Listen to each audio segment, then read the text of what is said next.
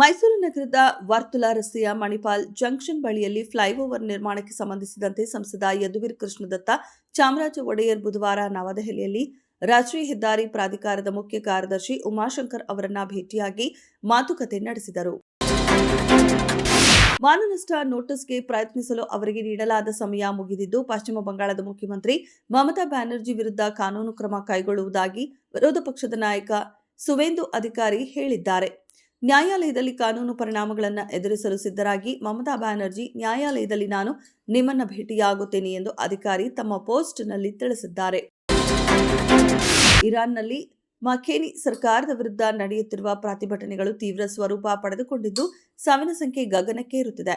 ಈ ಕಳವಳಕಾರಿ ಬೆಳವಣಿಗೆಯ ಬೆನ್ನಲ್ಲೇ ಅಲ್ಲಿರುವ ತನ್ನ ಎಲ್ಲ ನಾಗರಿಕರು ತಕ್ಷಣವೇ ದೇಶವನ್ನು ತೊರೆಯುವಂತೆ ಭಾರತೀಯ ರಾಯಭಾರ ಕಚೇರಿಯು ಹೊಸ ಮಾರ್ಗಸೂಚಿಯನ್ನ ಹೊರಡಿಸಿದೆ.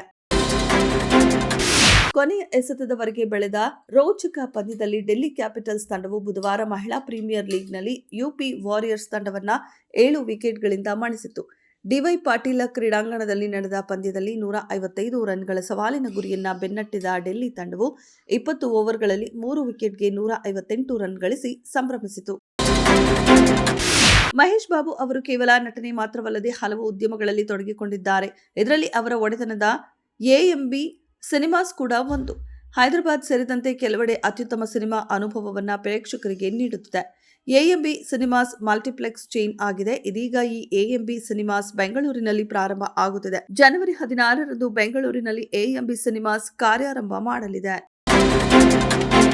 ಪ್ರತಿ ವರ್ಷ ಮಕರ ಸಂಕ್ರಾಂತಿ ದಿನದಂದು ಮುಜರಾಯಿ ಇಲಾಖೆ ವ್ಯಾಪ್ತಿಯ ರಾಜ್ಯದ ಎಲ್ಲಾ ದೇಗುಲಗಳಲ್ಲಿ ಭಕ್ತರಿಗೆ ಕನಿಷ್ಠ 50 ಗ್ರಾಂ ಎಳ್ಳು ಬೆಲ್ಲ ಕೊಬ್ಬರಿ ಮಿಶ್ರಣ ಪ್ರಸಾದ ನೀಡುವಂತೆ ರಾಜ್ಯ ಸರ್ಕಾರ ಆದೇಶ ಮಾಡಿದೆ ಎಂದು ಸಾರಿಗೆ ಹಾಗೂ ಮುಜರಾಯಿ ಸಚಿವ ರಾಮಲಿಂಗಾರೆಡ್ಡಿ ತಿಳಿಸಿದ್ದಾರೆ.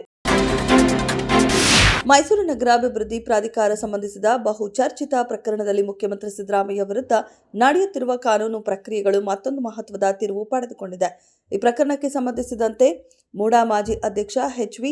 ರಾಜೀವ್ ವಿರುದ್ಧ ತನಿಖೆ ನಡೆಸಲು ರಾಜ್ಯ ಸರ್ಕಾರ ಅಧಿಕೃತವಾಗಿ ಅನುಮತಿ ನೀಡಿದೆ. ಬಹುಕೋಟಿ ರೂಪಾಯಿಗಳ ಮಹರ್ಷಿ ವಾಲ್ಮೀಕಿ ಪರಿಶಿಷ್ಟ ಪಂಗಡಗಳ ಅಭಿವೃದ್ಧಿ ನಿಗಮದ ಅಕ್ರಮ ಹಣ ವರ್ಗಾವಣೆ ಪ್ರಕರಣದಲ್ಲಿ ಮಾಜಿ ಸಚಿವ ಬಿ. ನಾಗೇಂದ್ರ ಅವರಿಗೆ ದೊಡ್ಡ ಮಟ್ಟದ ನೆಮ್ಮದಿ ಸಿಕ್ಕಿದೆ. ಸಿಬಿಐ ದಾಖಲಿಸಿರುವ ಪ್ರಕರಣಕ್ಕೆ ಸಂಬಂಧಿಸಿದಂತೆ ಜನಪ್ರತಿನಿಧಿಗಳ ವಿಶೇಷ ನ್ಯಾಯಾಲಯವು ನಾಗೇಂದ್ರ ಅವರಿಗೆ ಷರತ್ತುಬದ್ಧ ನಿರೀಕ್ಷಣಾ ಜಾಮೀನು ಮಂಜೂರು ಮಾಡಿದೆ. ಮನರೇಗಾ ಯೋಜನೆ ಬದಲಿಸಿ ವಿಬಿಜಿ ರಾಮ್ಜಿ ಯೋಜನೆ ಜಾರಿಗೆ ಮುಂದಾಗಿರುವ ಕೇಂದ್ರ ಸರ್ಕಾರದ ವಿರುದ್ಧ ಇದೀಗ ರಾಜ್ಯ ಸರ್ಕಾರ ಸಂಘರ್ಷದ ಹಾದಿ ತುಳಿದಿದೆ. ಜನವರಿ 22ರಿಂದ ವಿಧಾನಮಂಡಲದ ಅಧಿವೇಶನ ನಡೆಸಿ ಮನರೇಗಾ ಯೋಜನೆ ಪುನರ್ ಸ್ಥಾಪನೆಗೆ ಕೇಂದ್ರ ಸರ್ಕಾರವನ್ನು ಒತ್ತಾಯಿಸಲು ರಾಜ್ಯ ಸಚಿವ ಸಂಪುಟ ಸಭೆಯಲ್ಲಿ ತೀರ್ಮಾನಿಸಲಾಗಿದೆ.